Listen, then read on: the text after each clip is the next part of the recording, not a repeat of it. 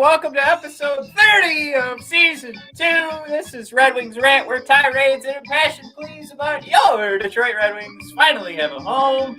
We're going to be talking the Dallas series, Mike shot suppression, and quality suppression by the Detroit Red Wings. I make an argument that we actually are doing that.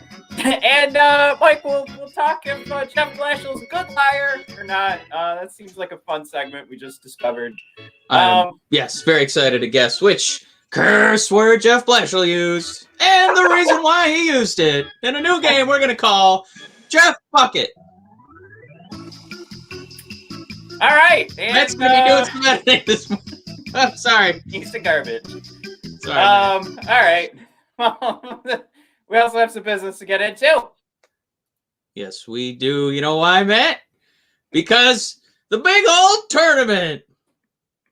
Can we say what it is? It's the best. It's the kids. The kids are playing the hoops. You know, the kids not getting paid for that. But we can. Ha! This tournament is in full swing and the action hasn't disappointed unless, you know, your bracket was busted like 99. I think actually 100% of brackets were busted this weekend. Man. But that doesn't mean you got to be a loser. DraftKings Sportsbook, America's top-rated sportsbook app, is putting new customers in the center of the action. Bet $1, this many, and you can turn it into, I don't have enough fingers, man, $100. It's that simple with this offer for new people. Old people, you're out, your old hat. So, new folks, turn $1 into $100 with these odds. Here we go. Pick any college basketball team that's still in the hunt. Obviously, you can't pick Ohio State for your shot at winning $100. All it takes is a $1 bet and that team winning their next game. So they do have to win. You can't just bet. Okay. So there's no better way to put your college basketball knowledge to the test than to put your money where your mouse is. Mouses? Well, I mean, mice are a pretty solid investment, I will say. Oh. But yeah, put your money where your mouse is. Put your money where your mouth is. Do that with DraftKings Sportsbook. Don't worry if college basketball isn't for you. DraftKings Sportsbook has 100 to 1 odds on select fighters for this weekend's UFC 260. Wow. What about WWE Fastlane? Where's the odds on that? Yeah. All right, DraftKings is safe, secure, and reliable, so you can deposit and withdraw your funds at your convenience. Download the top-rated DraftKings Sportsbook app now and use promo code THPN when you sign up to score $1. To turn one, I don't know why I said score. To turn $1 into $100 if the college basketball team you choose pulls off the win. That's code THPN to turn $1 into $100 for a limited time only at DraftKings Sportsbook. Must be 21 or older. New Jersey, Indiana, or Pennsylvania. New customers only. Restrictions apply. See DraftKings.com/sportsbook for details. Gambling problems? Call 1-800-GAMBLER or in Indiana, call 1-800-9-WITH-IT. Woo! All right. Now, business is over. Now let's talk about Jake Bean trades. Yeah. All right, nobody wants to talk Jake Bean except me. Matt. What? You wanted to trade Anthony Mantha for Jake Bean?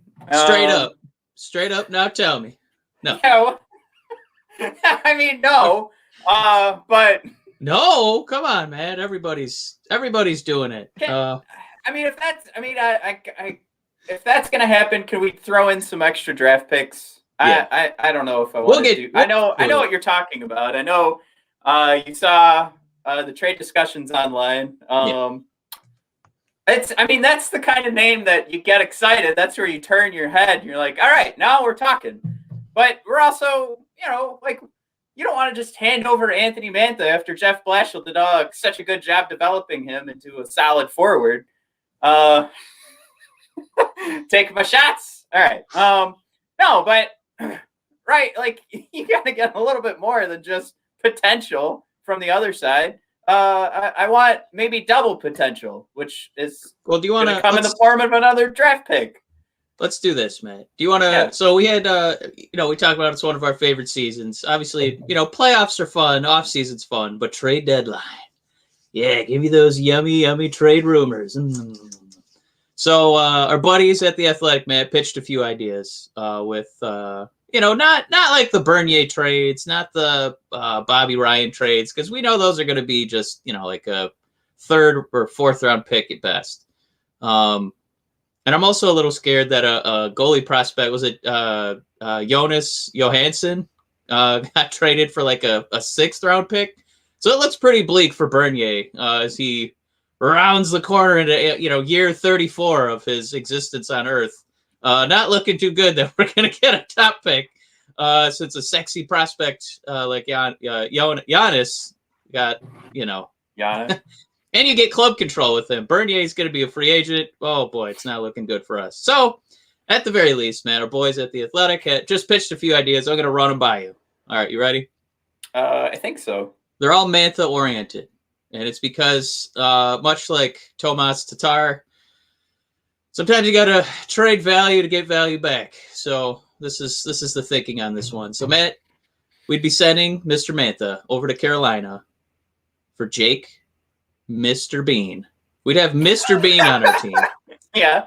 I mean, solid, right. And it's a great start. Go ahead. All right, so Yzerman's got to be like, Bean's holiday, I'm sold. All right, no more need be done. But Carolina's like, no, listen. We're going to sweeten the pot on this Mr. Bean deal. So you get Mr. Bean, high kicking his way into Detroit, Matt.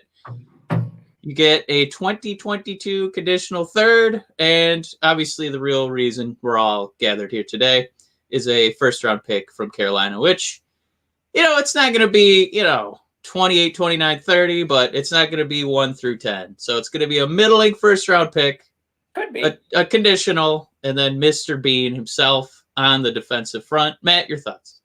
Yeah, no, go for it. I don't think Carolina's going to, though. But 1,000% I would do that trade. I don't know. That gets me my extra draft. That's what I said. I wasn't even expecting it to say first. I was expecting a second rounder. But yeah, give me that first round pick and Jake Bean. I think you bring up an excellent point. Because listen, who wouldn't want Mr. Bean on their team? Unquestionable, right? Who wouldn't want a third round pick for Anthony Mantha? But you also get a first round pick? My God, I would think that the first round pick is the coup de grace of this offer. And then, you get 2 rolls of like Chicago Blackhawk toilet paper to wipe your tuchus with. That seems like too much. Is it too much for a guy who's got boo-boos and kind of been a roller coaster here? I mean, it's not like Carolina's struggling right now. So I don't know. That's where in my head I'm wondering the amount that they're willing to give up for us to accept the offer. I just think, like, for me, if I look at that and somebody put that in front of me, there isn't a lot that I need to see besides that. I think maybe if you want to juice it up, and like I'd take a 20. If you told me it was a 2022 first round pick, that I would be a little bit more excited about, because then we're talking about trying to package stuff together for next year to try and get at the top of the draft as best we can with Shane Wright becoming available. A much juicier first round, which Mike, we have Scott Wheeler for our next episode. Will be from the Athletic. Yeah, we'll be making a visit. So beautiful. We'll talk prospects from the Red Wings perspective, but we're also going to talk, since he just put down his top 64 players, I think, available in 2022, the way too early look at the 2022 draft. So that's where those arguments will continue about if the Red Wings are going to be picking up draft picks. Maybe we start picking them up for 2022. But yeah, I think in my head, right now at 10:15 in the morning, March 21st, the Red Wings just lost to the Dallas Stars. Shut out. Got shut out. Right. I mean, right now, where my head's at, yeah, absolutely. Give me a Jake B. Which this is my favorite thing right now. Elite Prospects lists his alias. You ready for this? Ready. It's Josh Bean. Whoa! I don't know what happened there. Jake, Josh. This sounds like an AEW Jake Hager situation. There's so many better aliases. Off the top of my head, he could have been Johnny English. I don't know why you would steer away. I would double down on the Mr. Bean references. Yeah, also known as Mr. That's it. Yeah. All right. All right. So I think we just want Johnny English on the team. Matt, here's another prospect. I remember, God, was it 2019, 20 draft? Yeah, 2019. Matt, the other trade is current production for future prospective production. All right. So they also had Mantha going to Montreal for Cole Caulfield. And when the Red Wings did not draft Cole, I was not super bummed because he looks like he's 7 years old. And we used to have that tradition of like the Yuri Hoodlers of the world where we drafted these guys who were like Angus Young, 4.5 feet tall, but man, they can stick handle. And Cole is, 5'7", $163. He wouldn't really make it in WWE's, luchador division. But he's skilled. It's just, you got to be careful because he's little. And I get what they were going for pitching this idea, right? But I mean, Mantha's a big boy and he still gets hurt. I don't know if I really want to put my chips into a little guy. Matt, your thoughts on bringing in 7-year-old, 5'7" Cole Caulfield? Was there a suggestion just Cole? Because this is another one where they did not throw in draft picks. Yeah, I don't know. I mean, if you go to Elite Prospects, you can actually see he's having an amazing season at Wisconsin right now. But I mean, when we talked with Ryan Lambert from Puck Soup, I mean, he made the point, like, look, if you're not like breaking records in in college hockey, you're probably not going to make an easy transition. He's, again, 49 points, 30 games. That is fantastic.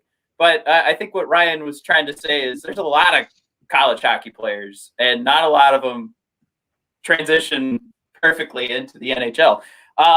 So that is to say, he had great junior numbers. I just don't know if, again, going back to the idea of just an Anthony Mantha who's juiced up, ready to go, if that is enough for me to say yes. And again, how many times have we talked about, like, if you're going to hang on to a guy, if he's untouchable, which we're not, we're obviously making the opposite argument where Anthony Mantha is available. He's on the trade block at all times because everybody on this team should be. It's nothing against Mantha, but the untouchables are the ultra super duper elite, right? So if we're getting into this questionable scenario, and it's questionable because not us, but somebody else would bring up that idea. So now we're putting him into the elite adjacent, okay? So are we saying that the elite adjacent, a guy who should be helping Montreal get over into that fourth spot for the playoffs, is it enough that we just get Cole, again, having a great season in Wisconsin, had a great last couple of junior years.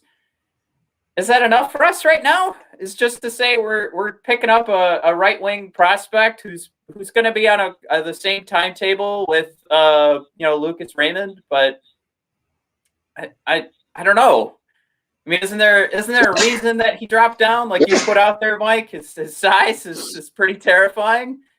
He's doing well in Wisconsin, but if you have the speed of an NHL player in college hockey, you're going to put up a ton of points. And this is me speaking out of my ass, by the way, since I don't watch a ton of college hockey. But the problem now, going forward, is that he's not going to get too much taller than that 5'7". So, I mean, you made the joke about Yuri Hoodler, but this guy's mini size. Like this is beyond. This is beyond fun size. This is the Snickers bar that you pass up when you go to a party. It's scary. All right. I just don't see the equivalency here of Mantha for Caulfield right now. I think I'd need it juiced up a little bit. And again, how much research have I done on Caulfield?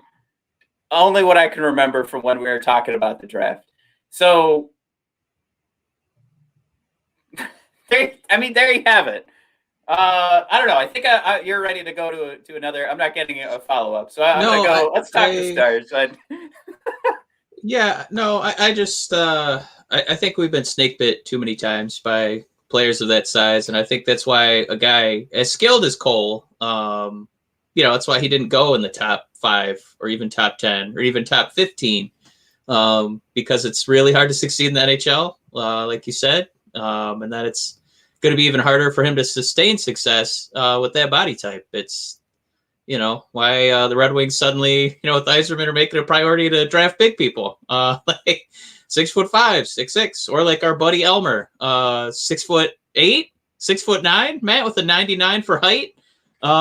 So Cole would be coming in with 45 overall for height. So just something to keep an eye on. Matt, the last trade is Colorado Avalanche would be dealing from a position of strength. They have defensemen up the wazoo, and basically they'd be giving us a prospect. Bowen Byram for Mantha, straight up. No draft picks involved. And I don't know if the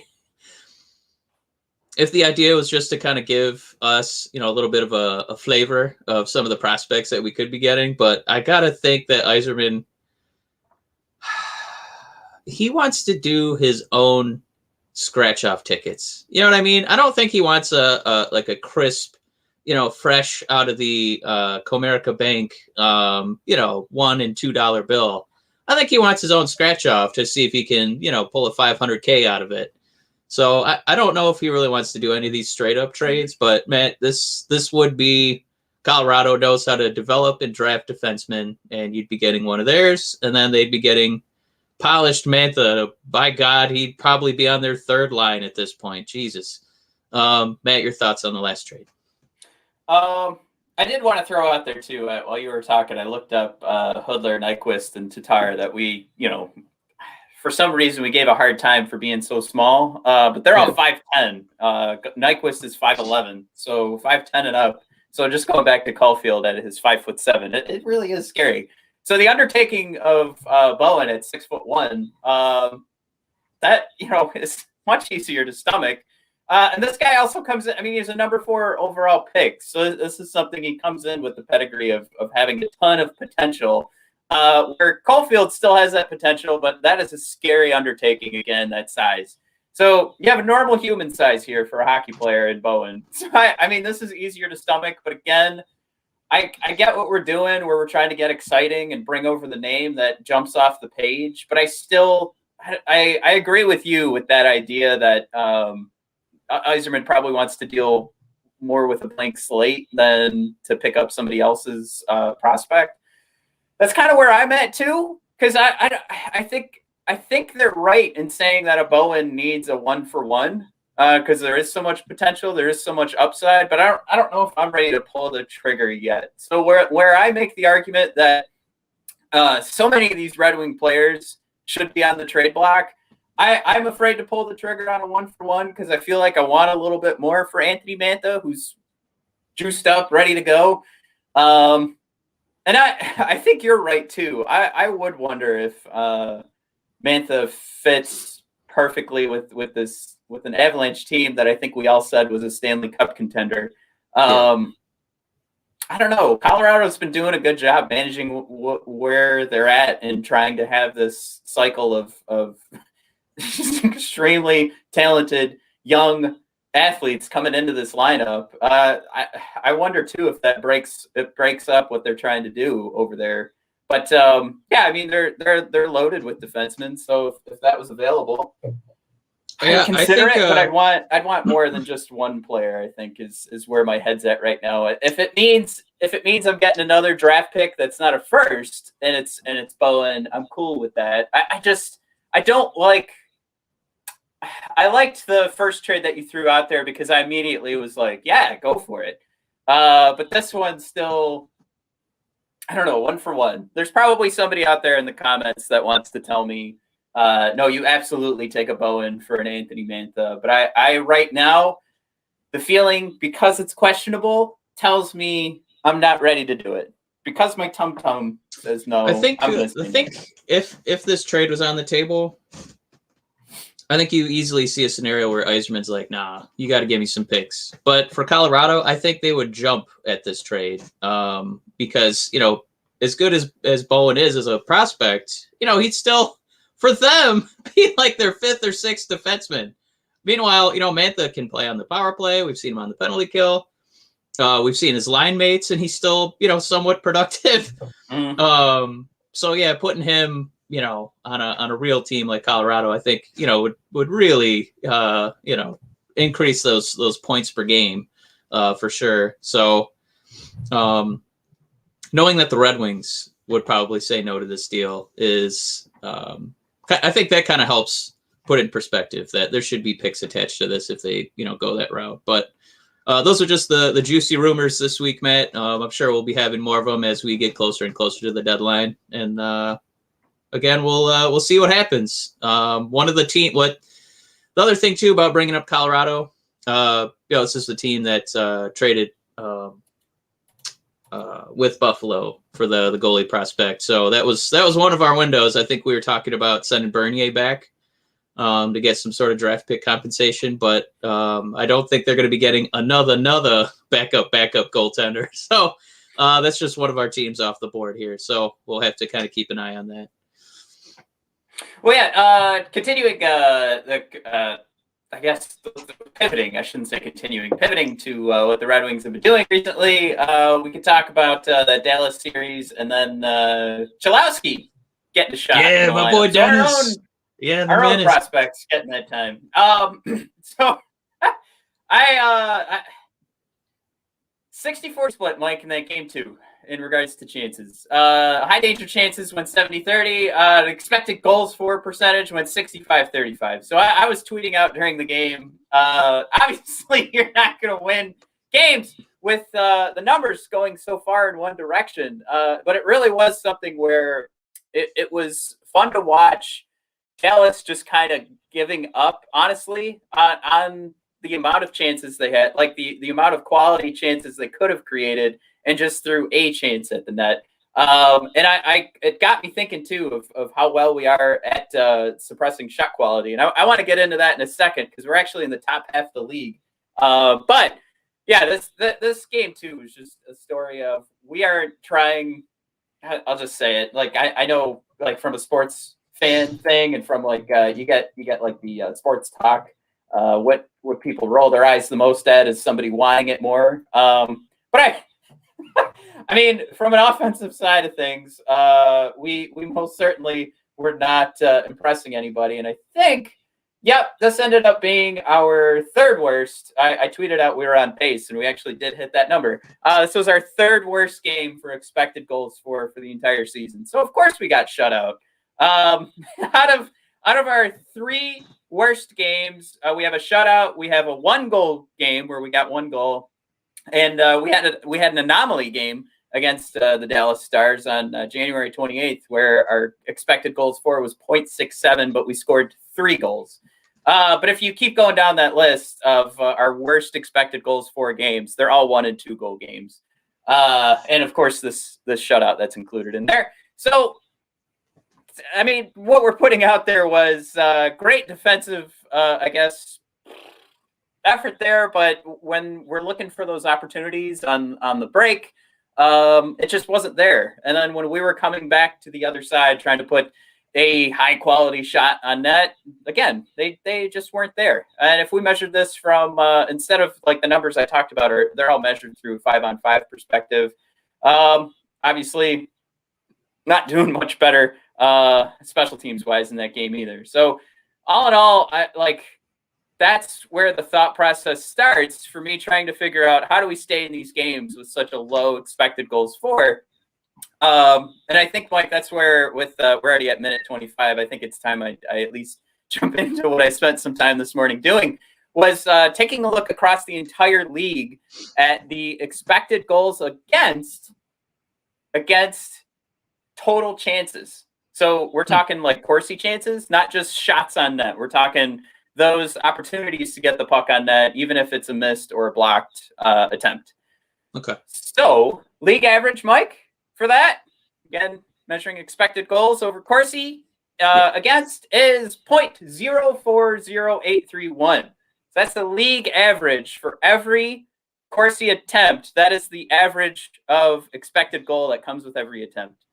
The Red Wings, Mike, for the whole season are 12th in the league, which is incredible. That means, we're on the top half of the league for a team that has struggled so much this season. That's where we give up chances, but the quality of those chances are much lower than what some other, I'm talking another half of the league are giving up. And we are at 0.39935 for the entire season. But Mike, in this little stretch, we've actually lowered it a snippet down to 0.39787. So 0.0398787. So again, I think the juicier side to digest this is that we're 12th in the league, or if you want to say we're in the top half of the league, I kind of like that. That sounds a little bit better.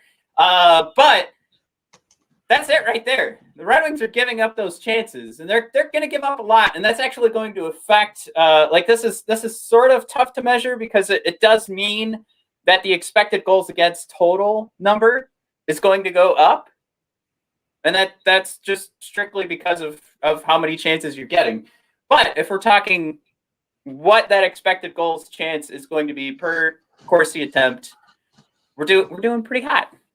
So it's kind of twofold, right? So the Corsi attempts is going to make our expected goals against just go up naturally because it's so many shots on net. But if we're talking every team's Corsi attempts and what that expected goals attempt is, like total based on those attempts being thrown at the net, we're doing a better job than more than half the league at making sure those attempts aren't as juicy. It does kind of suck, though, that the attempts have been more juicy, I guess, against Grice. Something I haven't yet confirmed, but we saw in the last couple of games because the number actually went up starting when Bernier went down. So our third period against Dallas in that first game of the series, and then this game, it's actually our numbers started going the other direction. So we were giving up juicier chances. But I just I don't have that number. It was just sort of eyeballing it.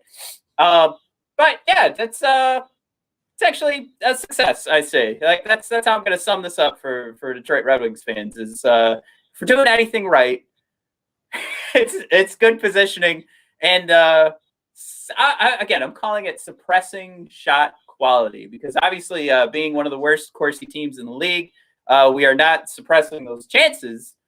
But it seems like we found a way, and even with Chalowski on the team, we're still continuing this.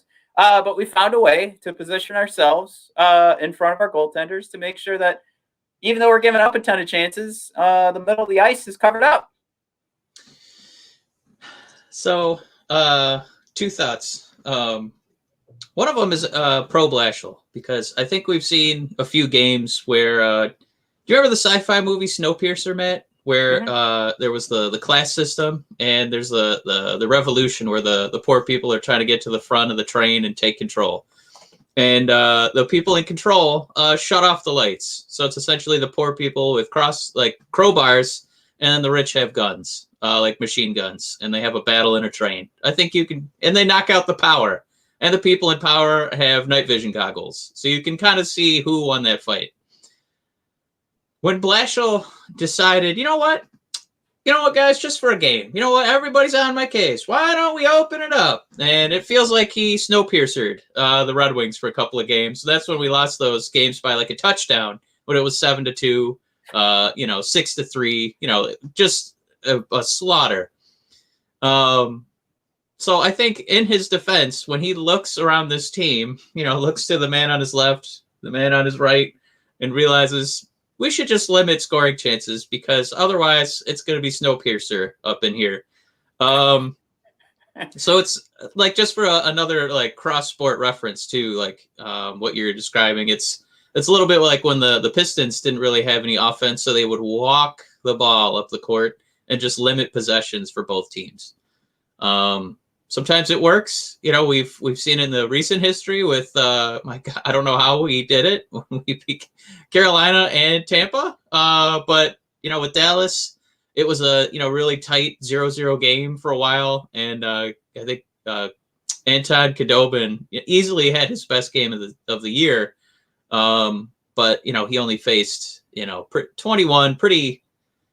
There's a couple chances. I think Fabry had a pretty good scoring chance or two. One of them was so good he he got stoned, but he had so much momentum he ended up checking himself into the boards behind the goalie. I don't know if you saw that play. It made me chuckle. But yeah, that was good defense on Fabry after to make sure there wasn't a rebound. Get the man out of the play. Yeah. Zadina, like those were probably the two best chances of the game. And when you look at like when the Red Wings have been successful this season, those two chances go in, right? So I mean that's it right there, and then it's 2-2 going down the stretch instead of it being 3-0. Yeah, I don't know what it is about this team. When they see that Greiss jersey in the net, they just don't like to score. Poor Greiss. He didn't even have a bad game. It wasn't particularly great. He still failed in regards to expected goals. I mean, his goals were, some ping pong, or I guess we'll say pinball deflections. I mean, they weren't like totally his fault. I don't really know who could have stopped. There's the one that kind of went over his ear on a deflection. Like he had no chance on that. But yeah. It wasn't like an A+ game, but there wasn't a lot he could have done. I'd say 2 out of 3 of those goals. It's just, I think with Greiss, it's always looking at the extended trend, and it's just he right now is dead last in the league for the goals save above expected. So what he's expected to give up and how many goals he actually has given up, and he's dead last. And of course that trend didn't. This game last night just continued to push those stats down because the expected goals was 2.11 and then he gives up 3. So it'd be one thing if that number went the other way last night. It's a continuing trend for Greiss, and when there's no other way to measure a goalie and he also can't find a win, it just piles up on top of him. I don't know. I don't, obviously with the Red Wings where they're at, we need to sell at all costs to just keep getting Yzerman more lottery tickets. But Matt, can you give me a defense for why Colorado was able to snag a 6'5" goalie prospect from Buffalo for a 6th round pick? And he's got NHL experience. He was lighting it up in the minors. Why wouldn't the Red Wings jump on a trade like that? Knowing that our prospects have not quite yet been the belle of the ball, and kind of seeing Greiss's struggles, and knowing that Bernier's probably going to get traded, why wouldn't we want to jump in on something like that? So now, I mean, the easy answer is no. But I mean, it's got to be something with the conversations between these teams, and I couldn't put a finger on why Steve wouldn't want that. I don't think that's the right question. I think it's just something happened where Colorado got the trade done and everybody else, including Detroit, didn't. That's the only thing I can say. I don't think there's a moment in Steve's, day-to-day thought process where he's like, I got to make sure I don't get any more goalie prospects. I'm set. I think that stuff's always in there. I think it's just about, there's probably a level of competition to what where these trades end up going.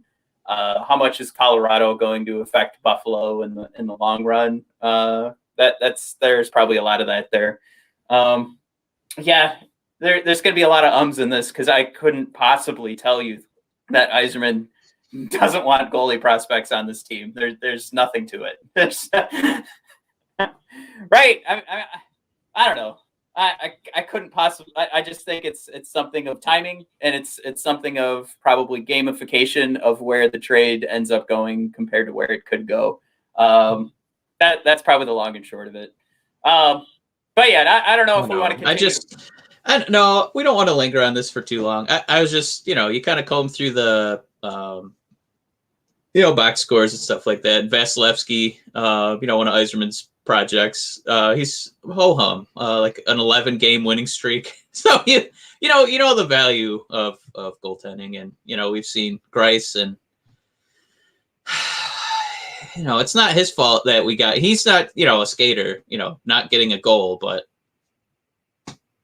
Well, like with Vasilevsky, you got to be. I mean, he was a first-round pick. Like that was something you don't get goaltenders in the first round too often. So that wasn't even anything where it was too far of a reach for any team to take Vasilevsky. I mean, he goes out in the first round, so he had a ton of talent. Everybody knew it. First round goalies rarely work out, though, Matt. Oh, Yzerman did it. He did it. I will die on the hill that I don't want a goalie in the first round. Like how often do you get a Vasilevsky that's a year after year Vezina candidate? Like it just doesn't happen. Like how many GMs who right how many now GMs are Yzerman Carter Hart? What's that? How many GMs are Yzerman though? Right. With that eye. But like look at Philly, we were all saying, yeah, they're gonna have a good shot. They have good goaltending this year. Now Carter Hart can't stop a single puck. And that's not to say Carter Hart sucks. I think that's the fun thing to say right now, to make fun and point at the Flyers. But it's just goaltending is so like up and down. There's nothing to really pin down. Like you can point at a trend and say Greiss this season does not have it. But I wouldn't even go as far to say, man, we're screwed next year. I know. But Yzerman, he's got a track record of being like the Westminster dog show judge. Like he lifted Vasilevsky's tail. He had him do an extra lap, around, gave him the Best in Show award. And, this season he just went to the animal shelter and found Thomas Greiss, So let's get him back in the Westminster, Matt. Let's have him lift some tails and find us something good. I'm ready to do a first rounder. I'm not going to sit here and tell you that Yzerman is sitting at home twiddling his thumbs, just going, well, it's not the off season yet. I'm not talking to anybody. I could never be frustrated when one team gets a trade and we don't, because we have no idea what's going on there. I'm not frustrated. I'm envious and jealous. Absolutely. Why not? But I don't think Yzerman did anything wrong. I think there's too many variables that the fans will never know, like what goes on inside the, on the phone, just between two people talking. We'll never know what's going on there. What's going on in somebody's head? I think we should. Let's get a live feed in Yzerman's office. Yeah, there's too much going on to like judge why didn't we get a trade compared to somebody else. Get that camera in Bloomfield Hills. You know what? I'm like 2 miles away. I'm driving over there right now, and I'm putting a teddy bear cam, a little Red Wing teddy bear cam with a card and a box of chocolates. Well, let's just real quick throw out the Cholowski performance. He had 12 minutes of ice time. I think it was either him or Bobby Ryan had the least amount of ice time in that game. And obviously he's going in as the seventh defenseman. So the ice time was going to be low. But he still comes out 43.14 expected goals percentage. So, of course, that's where we're measuring what his goals against was and his goals for. So he gave up more goals against, but he was still second on the team. It's just one of those things where the team played so poorly in regards to giving up chances and quality chances in that last game. The number was going to be against him. It was going to be in the negative. But to see that he was the second best defenseman helps a little bit. I think there's a Jeff Blashill quote that after the game they were talking about before the game, what does Cholowski need to do to stay in the lineup? And that's what he talked about, was being the positioning had to be better, which Larry Murphy actually talked about in the first period, the first period break, that it was better than what Murphy had been used to seeing. I don't know if Larry is keeping track of what's going on in the AHL. I know there's a lot of great power play action going down for Cholowski down there, but the positioning, I think we're just talking strictly what he's been able to do in the NHL is where Larry's coming from.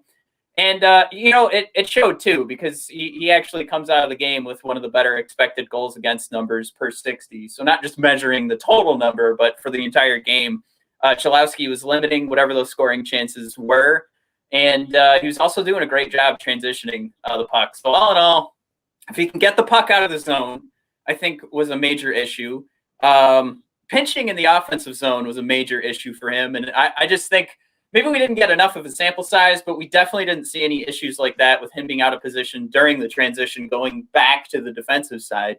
And yeah, like I said, with just positioning in front of the net in your defensive zone, he did a good job getting up. He was doing a lot of like man-to-man stuff, which was not. I just don't see that as normal. But in the replays they showed with Cholowski, that's what he was doing. He was right up on his dude, following him around the ice, and again, turning the puck over or getting those takeaways, and then moving the puck out of the zone cleanly. And also one very nice pass down the ice. So I don't know. Yeah. You ask Jeff, what do you need to do to stay on the team? I think he did enough, especially if we're going to keep rolling 7 defensemen. But good news, thumbs up for Cholowski. He at least did enough to be the 7th best defenseman on the Detroit Red Wings in 2021. I hope. Yeah, I want to see him. Obviously, he's getting that PP time. They like his play on the point, but yeah, like you said, hopefully we can increase that, the length of those highlight videos of him just playing a little defense as our defenseman, so he can impress, the Blashills and the Yzermans into being like, all right, let's increase that ice time. All right, taking a big step here, going from 12 to 13 minutes. I know I'm a madman, but we're going to 13, okay? Yeah, I'm encouraged. It was one of the few bright spots outside of just Cholowski and then Fabry crashing himself into the boards. Also a highlight of the day. It just popped in my head too. That, like, we're trying to figure out like what is going right with the season, or like what was the goal for the Detroit Red Wings, and are they close to that goal? But I think at least we can say, like, with a guy like Cholowski coming in, and we know where his skill set is, like, how do you take advantage of having a Cholowski? And it's on the offensive side. That's what we've seen. That's what was said when he was drafted. And then, of course, the power play skill in the AHL has been, I almost said unmatched, but it's just been very good. Woo! Go top shelf, baby. Yeah. All right. But what I wanted to come back to was that idea of Yzerman getting questioned at the midpoint of the season, like, are you happy with Zadina? And at the time, his production wasn't at where it is now in regards to points per 60, and it was pretty low, and even his expected numbers were pretty low. And Yzerman came out and said, I don't care about that stuff. I care about the defensive side of things. I want to see these guys turn into capable two-way forwards or capable two-way players. And I think at least we can grasp onto that statement and then pull it towards Cholowski and say, all right, we know this guy's supposed to be more of an offensive defenseman, but here's Blashill saying, I need this kid to focus on the defensive side if he's going to stay on this team. And then we actually see it on the ice. So, again, we talked about suppressing quality chances in this game, or I guess for the entire season. And now we're talking about Cholowski, who is, again, I think if you had to put a thumb on it, offensive defenseman. They want to see him a little bit stronger on the defensive side. I think if there's anything to pull from this season, it's that they are trying to get these guys, and this might feel obvious, but at least they're saying it, and there's actual action that we can point to, I guess is my point. But they are pushing this team to just learning what to do when you have to scrap out wins, learning what to do when it's about going to the boards, learning what to do about getting the puck out of the zone. Everything else, as Steve Yzerman put it, the goals and the assists are instinct. That's where your skill level and talent that got you drafted into the NHL comes into play. But the other stuff, the hockey IQ stuff, the knowing that you got to get your nose dirty, that stuff seems to be the main focus on development and what's being taught, and we see it on the ice. So I guess, again, like I said, some of this is obvious, but I think there's something to be said for the fact that they're preaching this, and we actually see it on the ice too. So maybe for the rest of the season, that's what we got to do when we're taking a look at who's going to be sticking around moving forward. Because a guy like Merrill, especially Troy Stetcher, where we talked about where he's at the top of the league including some of those Colorado Avalanche defensemen we talked about at the beginning of the show in regards to expected goals against per 60. Those are the kinds of guys that you got to look at and say, this is maybe where the system is going to find more success, is the guys like that. Unlike the Mark Stahls, who led the team in expected goals against yesterday and over a goal expected goals against. So, like, that's the kind of guy that doesn't stick around. But everybody else that we just mentioned does. So, trying to pick out trends, trying to figure out what the hell's going on this season. There you go. Figuring out who fits in the two-way, every player on this team, forward defenseman strategy. All right. And scene. We're at 45 minutes. We did want to talk about Bertuzzi and Bernier. I guess long story short, both guys have a "we have no idea when they're coming back" report, right? Blashill saying Bernier's day to day, but I don't know if that's going to turn into a month. So thanks, Jeff. And then from the Bertuzzi perspective, he had his this is a SHITTY situation. It's a shitty, I'll say it, it's a shitty situation is what Jeff said. Just in regards to this being like completely up in the air, and they don't know if he's going to be skating one day or healing up the next, and they have nowhere to put their finger in regards to when he's coming back. Feels kind of weird. I suggest everybody takes a look at the Helene St. James grilling of Jeff to figure out what the hell's going on with Bertuzzi. And Jeff seemed to get pretty uncomfortable with the questioning and even threw in the old "I'm not lying to you" quote. So, like, to me, that immediately says that there's something going on there, right? Are we just trying to keep him off the ice so if a trade comes up, we're good to go? I don't know. It's right. Yeah, I didn't think Bertuzzi would be the one to be looking at trading, but I mean, trade deadline tea leaves. My favorite thing is to notice who's suddenly injured 3 to 4 weeks before the old deadline. So if you're trading Bertuzzi, that's where you're getting like a Tatar haul where it's like a first, a second, and a third. That's. With Mantha, we kind of waffled back and forth between what kind of value you're going to get for a guy who, he's had an up and down season this year. He's got boo-boos in his resume.